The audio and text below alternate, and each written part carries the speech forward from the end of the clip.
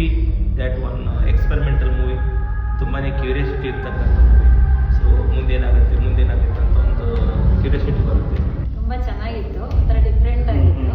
ಮತ್ತು ಯಂಗ್ ಜನ್ರೇಷನ್ಗೆ ಒಂದು ಎಚ್ಚರಿಕೆ ಲೆಸನ್ನು. ಮತ್ತು ಬ್ಯಾಕ್ಗ್ರೌಂಡ್ ಮ್ಯೂಸಿಕ್ಕು ಸಾಂಗ್ ಎಲ್ಲ ತುಂಬಾ ಚೆನ್ನಾಗಿತ್ತು.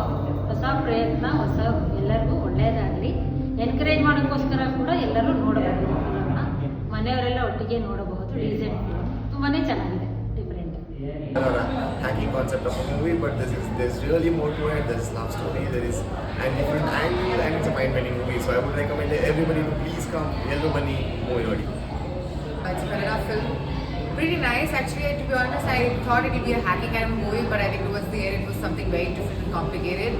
So I would really encourage everybody, people who really love suspense and mind-boggling kind of movies, just come and watch it. Give it a try. It's nice. ಚೆನ್ನಾಗಿದೆ. Heroine ಚೆನ್ನಾಗಿ acting ಮಾಡಿದ್ದಾರೆ. ಚೆನ್ನಾಗಿದೆ.